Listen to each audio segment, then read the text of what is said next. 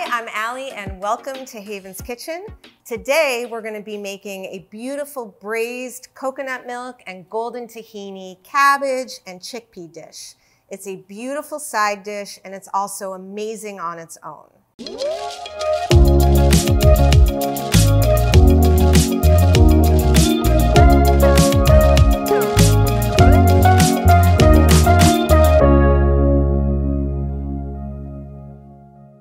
One of the reasons I love walking people through this dish is because it gives you some really good braising skills. You learn how to sear a hearty vegetable like cabbage and then break it down with this coconut milk tahini kind of glazy, luscious, milky texture. It's a totally vegan dish. It's also gluten-free, so it's great if you have friends coming who have some dietary requirements. This is a super simple dish and it's on your table in under 30 minutes. If this dish sounds like something you'd love to make, be sure to subscribe. For this dish, you don't need a lot of equipment. You do need like a brazier or a shallow Dutch oven that has a lid.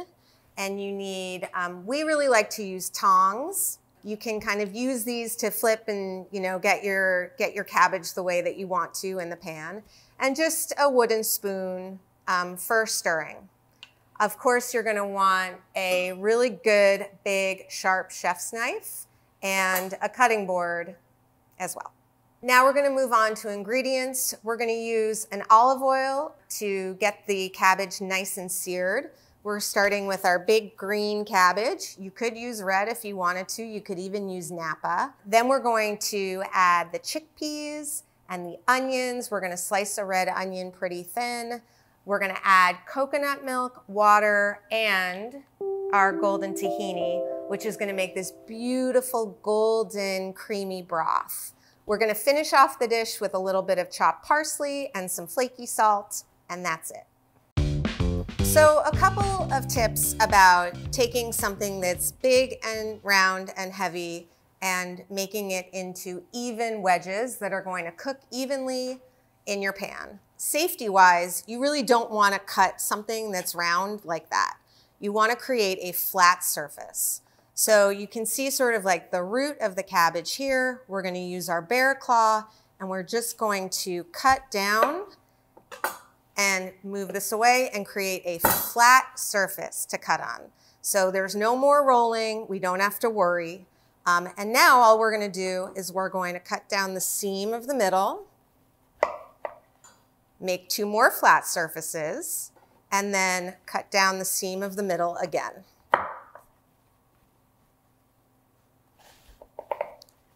You're always trying to cut down onto a flat surface.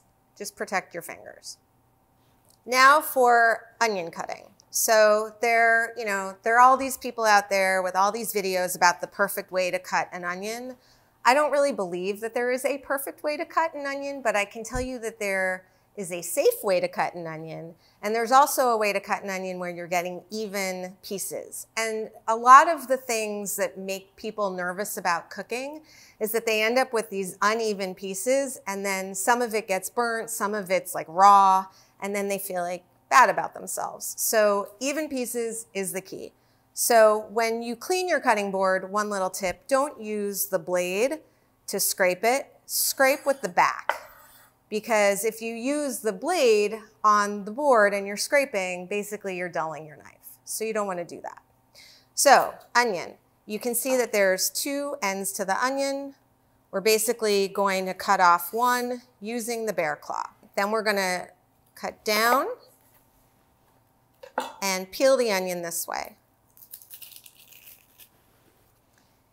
Now again, we have two halves and they're flat on the cutting board. And to cut slices, we're going to keep this part connected and we're just basically going to follow along the natural lines of the onion using the tip of our knife and making sure to keep our fingers far away.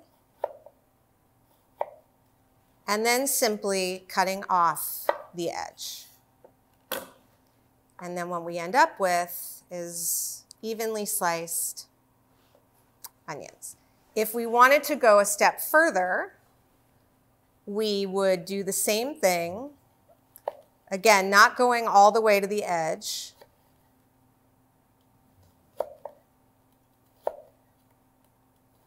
But just cutting slices, following the natural lines of the onion, and then cutting down. And that gives you a nice, even mince. So we're going to fire up our shallow Dutch oven or heavy bottom pot, and we're just going to let it heat up for a couple minutes. So our pot is nice and hot. We're going to give it a good glug of olive oil just to coat the pot. When the oil starts to shimmer, we're going to add these right into the oil. We'll start to hear a little sizzling. And we're going to salt them. The salt will help release a little bit of the moisture that's locked up in the cabbage and also just build some flavor in from the get-go. So you can start to see that the little sort of edges are getting tender. That's a good sign. We're going to flip our cabbage. Get the other side nice and seared. That one looks good. So one of the things about searing is that you don't want to be poking it around and moving it too much. You really want to give the vegetable or the meat or whatever it is that you're searing a nice long turn on the direct heat of the pan. So if you start moving it around too much, you're not going to get this gorgeous caramelization. And if you overcrowd the pan, you're going to end up steaming the cabbage instead of searing the cabbage. So if you have to do this in batches, that's okay too.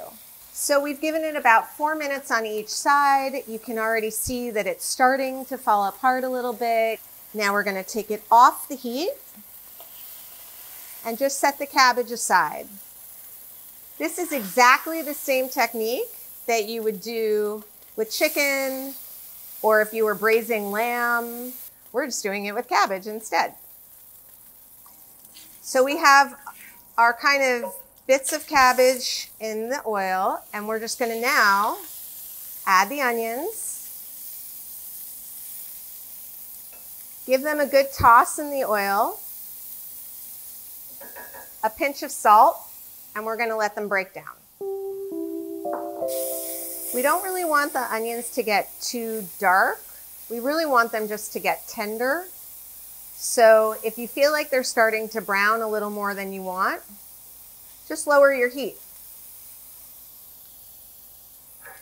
So our onions are, getting there. They're pretty tender at this point. Now we're going to add in the chickpeas. These are just canned chickpeas. We rinse them, then we drain them. So the thing about the golden tahini, just like all of the other Haven sauces, is that you can totally put them on top of a salad or put them on top of a piece of chicken. But we also like using them to build flavor in the meals. So for example, right now we have our chickpeas and our onions. And in order to create like a really beautiful, very kind of multi-dimensional sauce with the coconut milk, we're going to also add in about 1/4 of a pouch of the tahini right now.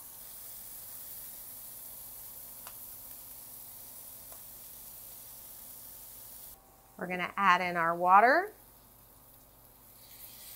and our coconut milk.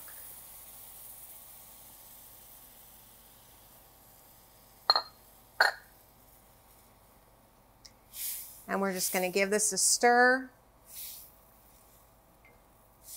And we're going to let it simmer a little bit to start thickening up.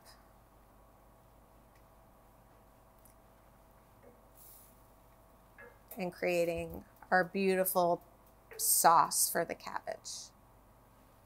So you can see we have our bubbles going. We're at a nice simmer. We're just going to nestle the cabbage back in. Yeah. Perfect, yeah. And now I'm trying to do it sort of a little bit decoratively, because this is what the final dish will look like.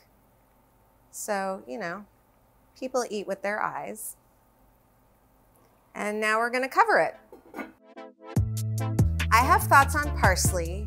I don't know how many of you have seen Dirty Dancing, but you know at the end when Patrick Swayze picks up Baby and he's like, nobody puts Baby in the corner. That's how I feel about parsley. I feel like it's been relegated to like a garnish for many, many years, but it actually adds flavor and it adds texture. And of course it adds like this beautiful green color. Sad parsley is not great. So the way to make your parsley not sad is to generally kind of swirl it around in a bowl of ice. That brightens it up. And then you don't want to dry it too much with like a towel because you'll crush it. So we kind of do this like drying motion like this. And yeah, you get a little sprinkle of water, but if your kitchen's hot, it actually feels really good. Okay, washing and drying parsley. Then basically, I'm not a big, you can't have any stems. If we worked in a very fancy professional kitchen, you would be picking off the individual, little leaves from the stems. I would just say get rid of like the real kind of hardy stems. And then you're basically going to make a gentle ball with it, with your bear claw, and just kind of cut down, rocking motion, moving your fingers. Depending on how finely minced you want your parsley, you can kind of rotate the ball in general, keeping it together. But you're really trying not to cut it too much, and you're trying not to bruise it. You really want to use the sharp part of the knife to get nice clean cuts. And then if you want to go a little further and make it even a little bit more chopped. But again, you're not smushing, you're just gently cutting through.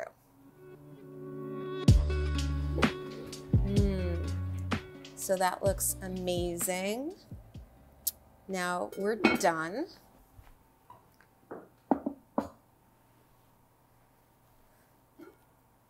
Look at that. So it looks pretty amazing as it is, but we're just gonna add like a little bit more of our tahini, just to add a little bit more gold, a little bit of that hit of sumac, some garlic, just, adding like a little bit more flavor, just like that. And then parsley to cover it. And there you have it, a beautiful golden coconut milk braised cabbage, vegan, gluten-free, perfect for like a cool night with a glass of wine. Great as a dish all on its own with just like a hunk of bread if you want, or over a beautiful bed of rice. I mean, you can eat it right out of the pan, and the great news about it is we made it in under 30 minutes. If you liked this recipe, be sure to like it and subscribe to be notified of all of our new videos. For the full recipe and textable shopping list, click the link below. Thank you so much for watching and enjoy!